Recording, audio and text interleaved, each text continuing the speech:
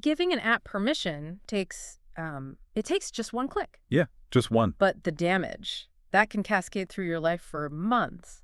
So, welcome to this deep dive. Today, we're opening up a document that completely dissects the machinery of modern mobile exploitation. It's a fascinating read. We are pulling excerpts today from a piece of source material titled Seventh Day, the Digital Predator, Yeah. Inside the Architecture of App Scams. And the mission for our time together today is to, bypass the surface level warnings you usually hear about digital hygiene. Right, the usual don't click bad links stuff. Exactly. We are looking at the literal architecture of these operations, the code structures, the psychological triggers, the entire life cycle of a localized threat actor operating right inside your device. Hidden right behind a completely friendly user interface. Yeah. The goal here is to really deconstruct the blueprint. I mean, we've all seen the generic warnings about malicious software. Yeah. But this text provides a structural analysis of the why and how regarding their predatory nature. We need to look at how these applications systematically map, extract, and then fully weaponize an individual's digital footprint. Right. So I want you, the listener, to think about the friction, or actually the total lack of friction, in how we interact with mobile operating systems today. Think about the last time you downloaded a utility app. A permission screen pops up and muscle memory just takes over. Yeah, you tap Allow All because you just want the app to function. What we are unpacking today is going to totally recontextualize that specific motor reflex. Because the stakes here involve the total compromise of your personal, financial, and social life. It's huge. It is. And it begins with the concept of the facade, which the source addresses as the foundational layer of this whole architecture. Okay, the facade. Right. The developers behind these campaigns, they don't rely primarily on, sophisticated zero-day exploits or breaking OS-level encryption. Because that's hard. Exactly. It's expensive and difficult. Instead, they rely on social engineering disguised as utility. So they are hacking the human, not the hardware. Because if you write a piece of malware that tries to forcefully breach a system, your phone's security software is eventually going to flag that anomalous behavior. It'll catch it, yeah. But if you design an app that looks entirely legitimate and the user willingly hands over the administrative keys... The security software just stands down. Right. It assumes you know what you're doing. The illusion of normalcy is the primary delivery mechanism here. And the text highlights two specific categories of these facade applications to illustrate how this works, starting with everyday utility tools. Like what? The source specifically mentions torch apps, so flashlight toggles, and cleaner apps, the ones that advertise the ability to clear device cache and optimize your phone's memory. Which is fascinating to me because a tech-aware user knows that modern mobile operating systems manage their own cache perfectly well. Yeah, you don't actually need them. Right. You don't need a third-party cleaner app to optimize your RAM anymore, but millions of people still search for them out of habit. Or they think their phone is slow and it's a quick fix. Exactly. And a flashlight app is even simpler. I mean, it's just a basic API call to the camera's LED hardware. Super basic. Yet the text details what it calls the 80-20 rule for the code base of these specific utility apps. And this completely betrays their advertised function. Yeah, the architectural breakdown reveals that 80% of the underlying code in these applications is dedicated entirely to data harvesting and exfiltration. 80%. 80%. Only 20% of the code, and that is if we were being generous, is dedicated to the actual UI and the utility function. So the flashlight part is basically an afterthought. Right. That 20% operates as a functional wrapper. It turns the LED light on, or, it runs a superficial little animation showing a broom sweeping away junk files. Just to give the user some immediate visual feedback that the app is doing its job. Exactly. It's the equivalent of buying this sprawling estate, but the developer only gives you access to the front porch. That's a great way to put it. You sit on the porch, you enjoy the view, and you think you got a great deal. Meanwhile, behind the locked front door, 80% of the property's square footage is actually a secret server farm running a massive surveillance operation. All hidden from view. Right. The porch only exists to keep you happily distracted on the property while the cameras roll. You are literally installing a massive data harvesting facility that just happens to have a tiny flashlight attached to its exterior. And these utility apps serve as the broad net, right? They catch users looking for simple device optimization. But the source then moves on to a much more targeted, much more aggressive category. The predatory loan apps. The predatory loan apps. The pitch for these loan apps is, well, it's engineered for high conversion under duress. They target individuals who might be locked out of traditional credit systems or simply need liquidity, like right now. Desperate situation. Yeah. The marketing relies on phrases like money in 5 minutes, no documents required, and instant approval. Very enticing. They present themselves as this totally friction-free financial lifeline. They remove all the traditional bureaucratic hurdles of borrowing capital. But the text provides a crucial inversion of how we normally understand financial services. For these specific applications, issuing microloans is not their actual business model. Wait, so the loan isn't the point? Not at all. The capital they disperse is merely the acquisition cost. That is wild, because if we look at traditional finance, you provide your data, right? Your social security number, your credit history, your employment verification, so the institution can assess your risk and give you money. Right. The data facilitates the loan, but this architecture flips that dynamic totally on its head. Yes. The true business model here is the extraction and aggregation of your data. The data is the product. Exactly. The small loan they deposit into your account is just the bait used to buy unfettered access to your device. Wow. They are essentially paying a small upfront fee for the privilege of harvesting your digital life, which they will then use to extort vastly more money from you later. It redefines the whole concept of a free or instant service. The money isn't a product, it's a Trojan horse. A very effective one. And that brings us to the core of this text, which really requires a massive, detailed breakdown. Once the facade works, once you, the user, tap Allow All to get that instant loan or turn on that flashlight, what exactly is happening at the OS level? This is where it gets dark. Yeah, the source breaks down this arsenal, permission by permission, and this is where the sheer depth of the intrusion becomes so apparent. We really need to examine these permissions not just as toggles on a screen, but as specific vectors for metadata extraction. Let's begin with the context permission. On a superficial level, a user might assume an app simply wants to see phone numbers to, I don't know, help invite friends to the platform. Right, find your friends features. But raw phone numbers are relatively useless on their own. 10 random digits don't tell a threat actor anything about your vulnerabilities. No, they don't. If they are extracting your contacts, they have to be scraping the metadata, right? The custom labels, the vCard notes, the frequency of interaction. The relation tags. That is the exact vector. Relation tag. Yeah, the source explicitly details that the payload extracts not just names and numbers, but the specific relation tags assigned to them in your device's native address book. Oh, man. It targets fields labeled mother, boss, spouse, or sibling. So from a data science perspective, they aren't just stealing a list. But they are mapping a social graph. a very detailed one. They're building a hierarchical web of your personal and professional life.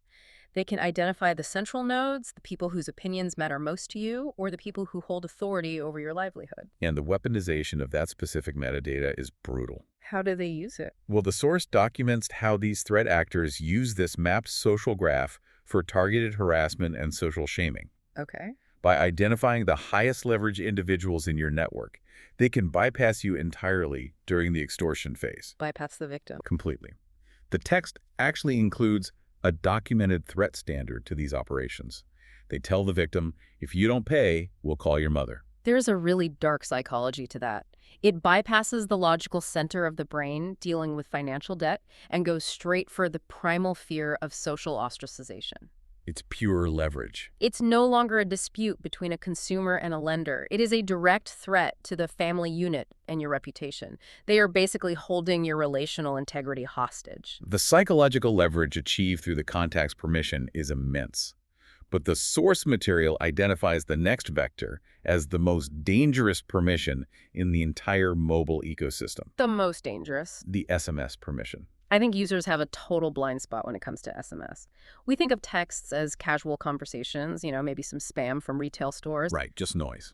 But our SMS inbox basically operates as the de facto ledger of our modern digital lives, primarily because of how companies handle two-factor authentication. It's the skeleton key. When you grant SMS read access, you are exposing an incredible amount of structured data. You're handing over the real-time telemetry of your financial life. The text specifies that SMS access exposes bank alerts, loan reminders from legitimate institutions, UPI or digital payment confirmations, and critically, OTPs. One-time passwords. Exactly. Now, If I'm a threat actor looking at a scraped database of someone's SMS history, I'm obviously not reading it manually. No, that doesn't scale. I'm running regular expressions, reject scripts designed to filter out the noise and flag keywords like balance, debited, credited, or the names of major financial institutions. And that automated parsing is exactly how the exploitation scales. The source outlines 3 major impacts of this SMS extraction. Walk us through them. The first is account mapping. By chronologically organizing your bank alerts, the architecture pieces together a comprehensive profile of your financial infrastructure. So it sees everything. Everything. It identifies which banks you utilize, the cadence of your salary deposits, and your automated bill payments. It's basically building a shadow credit report. A shadow credit report, Yeah. which enables the second impact, Yeah. precise financial profiling. Okay. They don't need to ask for a bank statement or proof of income. Your transaction confirmations tell them exactly what your liquidity looks like on any given day. That's terrifying. They know your net worth, your recurring overhead, and the exact date your account is flush with cash. So they know the exact maximum threshold of pain they can inflict. Precisely. If they know you only have $1,000 to your name, they won't demand $10,000 because they know you literally can't pay it. It would be a waste of time. Right. They will demand exactly $999. They optimize the extortion to your specific financial reality. And the third impact represents the total compromise of your financial security. The interception of those OTPs and real-time bank alerts paves the way for direct financial fraud. Because SMS was never designed to be a secure, encrypted protocol for identity verification, it's an outdated telecom standard that the banking industry just adopted out of convenience. A huge mistake in hindsight. If a malicious app has read-receipt access to your incoming messages at the OS level, it intercepts the one-time password the millisecond it hits the device. Often before the OS even renders the push notification for the user to see. So you don't even know you got a text. Exactly. The app can parse the OTP, transmit it to the threat actor's server, and the actor can authenticate a fraudulent transfer out of your legitimate bank account. Just like that. Just like that. They bypass the primary security layer of the digital banking ecosystem without needing your biometric data or your master passwords. It's a direct pipeline. The escalation from tapping allow on a flashlight app to suffering a catastrophic financial drain is a direct automated pipeline. That structural vulnerability is just terrifying. But the next permission detailed in the source shifts from structured financial data to something else entirely. Ambient surveillance. The microphone permission. The silent listener. Now, if an app is utilizing the microphone for extortion, it can't simply record a continuous 24/7 audio stream, right? No, that would be impossible to hide.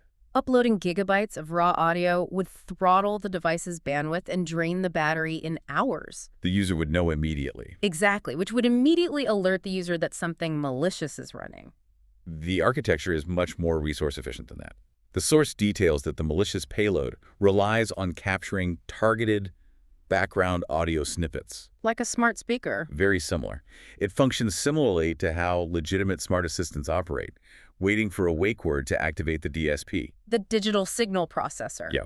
So instead of listening for, "Hey Siri," or "Okay Google," the malware is programmed to wake up and record when it detects specific high-stress vocabulary. The text notes the algorithms are specifically tuned to detect keywords like loan, payment, debt, or bank. It's actively listening for the context of financial distress. So if I'm pacing my kitchen, having a tense conversation with my spouse about missing a mortgage payment, the app detects that phonetic pattern. It wakes up, records the snippet, and tags it. It tags it. It tags it for what the text introduces as emotional stress analysis. Emotional stress analysis. The threat actors are not just collecting data. They are analyzing the telemetry of your anxiety. Which introduces such a terrifying psychological dimension to this whole scam. They process the tone of voice, the frequency of these stressful conversations, and the timing to pinpoint the victim's weakest psychological moment. It is the digitization of predatory timing. Mm-hmm. They don't initiate the extortion demand randomly. They wait. They wait until the ambient audio indicates you are already at a breaking point, exhausted and vulnerable. They calculate that your capacity for rational resistance is at its lowest, making you far more likely to comply with an immediate, aggressive demand just to make the pressure stop. They completely weaponize your private vulnerability. And if financial mapping and ambient surveillance weren't enough, the arsenal culminates in what the source describes as the ultimate weapon. The camera and gallery permission. See, I always joke that my photo gallery is 90% screenshots of recipes I'll never cook and blurry pictures of my dog.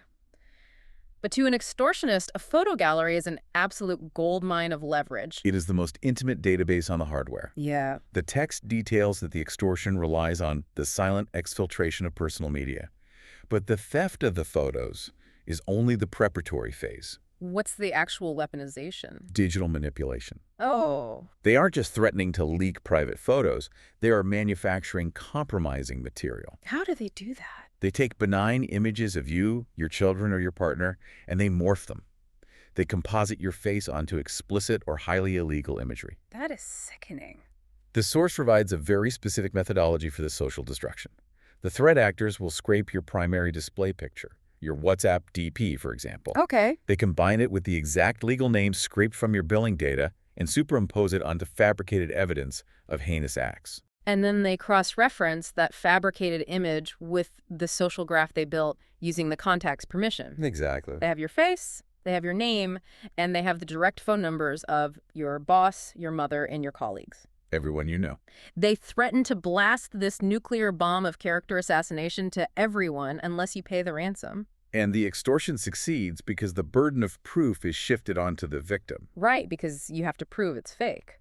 Even if the images are obviously photoshopped, the sheer humiliation of having to explain the situation to your entire professional and personal network is a cost most people are simply unwilling to bear. So they just pay. They pay the ransom to contain the blast radius. Which brings up a critical behavioral response that the source material actually addresses.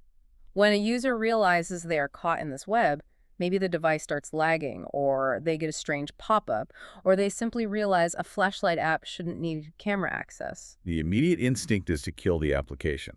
Right. You swipe up, you force close the app from the multitasking menu, you clear the screen, and you assume you have severed the connection. But the source dedicates a specific section to dismantling that exact illusion of control.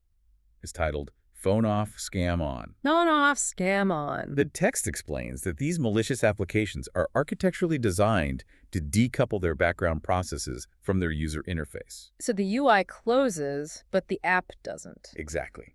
Modern mobile operating systems are pretty aggressive about killing background apps to save battery. Yeah, if an app is swiped away, the OS typically suspends its processes. So if the source states the surveillance continues, the developers must be exploiting specific system-level workarounds. They are. They must be abusing APIs meant for legitimate background tasks. Like Job Scheduler or Work Manager on Android. Right, or even abusing accessibility services to keep their payloads alive. The mechanics involve deep integration into the OS execution limits. So they bury themselves. Yes. Even when the UI is terminated, the malicious core of the application maintains its persistence. It quietly utilizes the device's internet connection to maintain a continuous data pipeline. Funneling the harvested contacts, the parsed SMS logs, the audio triggers, and the gallery metadata to foreign servers. Continuously. So the force close gesture is essentially a placebo. Total placebo. You are locking the front door of the house completely unaware that the threat actor has already established a subterranean tunnel system in the basement. Moving your assets off-site while you sleep. The text actually summarizes this architectural reality with a deeply sobering maxim. It says, you might think the app is closed, but in reality, you are the one left open. That perfectly encapsulates the shift in power dynamics here. The hardware no longer serves the user's commands, it serves the payload's directives. Wow. Once we understand the facade, the granular extraction of the permissions, and the persistence of these background processes, we have to look at how this machine is actually driven in practice. The timeline of the trap. Exactly. The source outlines the step-by-step flow of harassment. It details the actual timeline, and it is an 8-step extortion playbook. Analyzing the sequence reveals the aggressive compression of the timeline. The trap is set in the first 4 steps. Okay, let's walk through them. Step 1. The application is installed, usually driven by a moment of financial desperation or a desire for quick utility. Step 2. The user grants the requested permissions, which we now understand initiates that silent data exfiltration pipeline. Right. Step 3 is the deployment of the bait. A microloan is issued. The text uses the example of an amount ranging from 2,000 to 5,000 rupees. Which is a strategically negligible amount of capital for the threat actor. But just enough to legitimize the facade for the victim. Exactly. Yeah. And then step 4 initiates the financial manipulation. Hidden, exorbitant processing fees or penalty charges are secretly applied to the ledger So a 2,000 rupee loan instantly becomes a 4,000 rupee debt on the back end. the second it's issued. Now the trap springs, and what strikes me about this next phase is the velocity. Step 5. Within just 5 to 7 days, intense repayment pressure begins. Not 30 days. No. Traditional lending operates on 30-day cycles. This operates on a 5-day cycle. They don't give the victim time to generate the capital to repay the original principal, let alone the fabricated fees. They induce panic by collapsing the timeline. Right. And if the victim hesitates, protests the hidden fees, or requests more time, that brings us to step 6. The entire operation pivots. It shifts instantly from aggressive financial collection to full-scale psychological warfare. Step 7 is the activation of the social graph we talked about earlier. The attack on the victim's contacts is launched. They start with the edges. Yeah, the threat actors begin pinging the peripheral nodes, the friends, the distant relatives, creating a slow rolling wave of anxiety around the victim. Which culminates in the final devastating sequence, step 8. The blast. Messages are blasted to the central nodes of the victim's life. The text notes that these messages use specific, legally terrifying, and socially destructive labels. Like what? The victim is branded a fraud, a thief, or the messages claim there is an impending legal case and police action against them. If we look at the entire life cycle of this 8-step playbook, the initial financial transaction becomes completely irrelevant. Entirely secondary. The source makes a profound point here regarding the ultimate cost. The loss of the 5,000 rupees is not the point. No. The primary objective, the actual lever used to extract exponentially more money over time, is the systematic destruction of the victim's respect and dignity. It is character assassination deployed as a scalable business model. The money is merely the mechanism through which the degradation is facilitated. That's a powerful way to frame it. And this analysis leads directly into one of the most vital sections of the source material. It forces a shift from the technical architecture to the human impact. Exploring what it calls the unspoken toll. Yes. When analyzing cyber threats, the industry often abstracts the damage into metrics, right? Lines of code, millions of dollars lost, gigabytes of data breached. We sanitize the crime by focusing on the data. Exactly, we sanitize it. But this text centers the visceral, emotional damage inflicted on the end user. The symptoms described in the source read identically to the clinical presentation of severe anxiety and trauma. The victim's reality is characterized by a profound state of hypervigilance.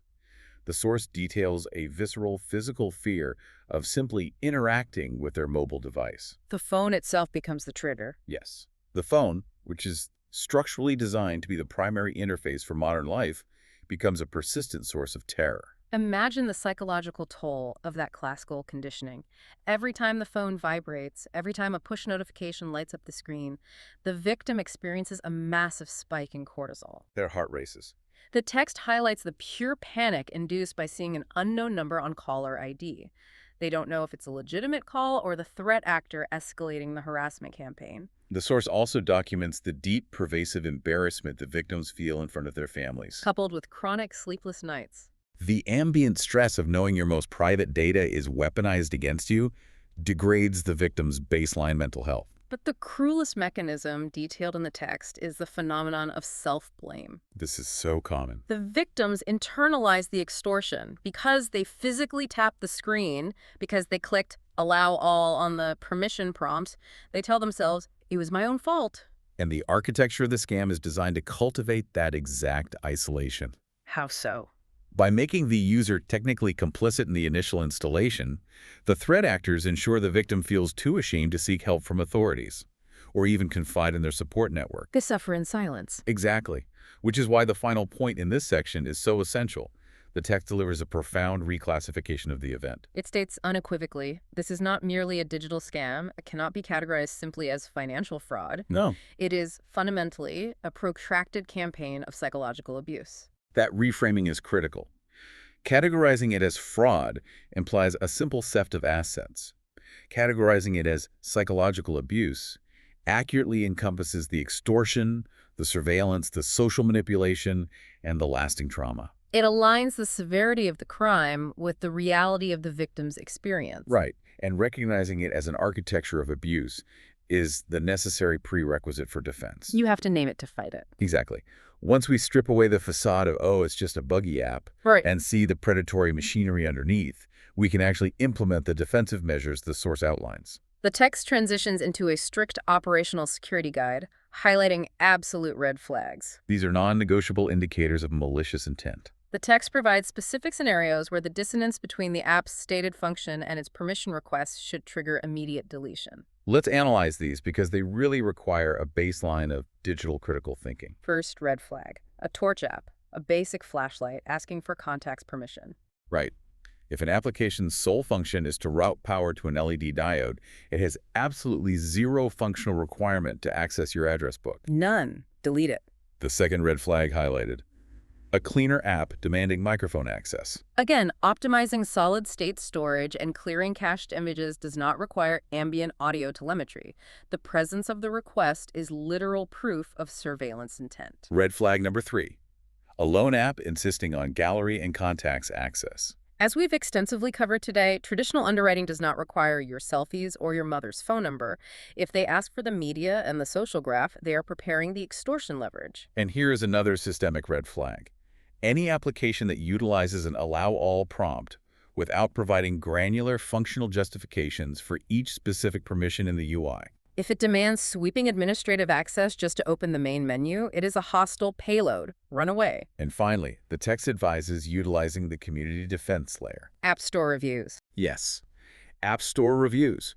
Scammers can buy fake 5-star reviews, but they cannot delete the 1-star warnings from victims. The text explicitly states that if you see the word harassment or blackmail anywhere in the user reviews, you must consider the application a severe threat and avoid installation entirely. These practical indicators are synthesized into 2 overarching philosophies at the conclusion of the source text. What it defines as the golden safety rules. These are the mental models users really must adopt to navigate the modern app ecosystem safely. The first core maxim distills the economic reality of mobile software. It says an app might be free, but the permissions cost you dearly. There is no frictionless utility. You are paying for that free cache cleaner or flashlight with the integrity of your personal data, your privacy, and ultimately, your psychological safety. And the final definitive statement from the text leaves no room for ambiguity regarding the nature of these platforms. What does it say? It says, if an app wants access to your life, it's not an app, it is a scam. It is not an app, it is a scam. That is a brutal, necessary line to draw in the sand. It really is. Let's pull all of this together and recap the architectural journey the source material just guided us through. We started by dismantling the facade. Right. How threat actors utilize the psychology of convenience, wrapping massive data exfiltration operations in the benign UI of utility tools and instant microloans. Then we executed a deep technical analysis of the arsenal. Revealing how the contact's permission maps your social vulnerabilities, how the SMS permission provides a real-time ledger of your financial life, allowing for direct OTP interception. Now, the microphone acts as an ambient stress detector. And how the gallery is weaponized to manufacture socially destructive blackmail. We looked at the persistence mechanisms that keep these payloads running long after you force close the UI. And we walked through the 8-step extortion playbook that leverages all this data to inflict severe psychological abuse and financial ruin. It is a comprehensive dissection of a localized, highly efficient threat model, and it requires us to fundamentally alter our relationship with mobile operating systems. The core realization here is that our data is no longer just static information sitting in a database. It is active leverage. Yes, it is power held in reserve, waiting to be deployed against us. And that leads us to a significant overarching concept to consider as we wrap up. We know these digital predators rely entirely on the frictionless nature of modern UI, our conditioned habit of mindlessly tapping agree to clear a prompt. We have to change that habit. So how do we systematically rewire our brains to introduce friction back into the process? Furthermore, how do we educate the next generation of mobile users to view digital convenience not as an inherent gift from technology platforms, but as an adversarial negotiation? Where their long-term mental health and social integrity are the hidden currency on the table. Exactly. It requires a total paradigm shift in how we value our own digital boundaries. It really does. Thank you for joining us on this deep dive.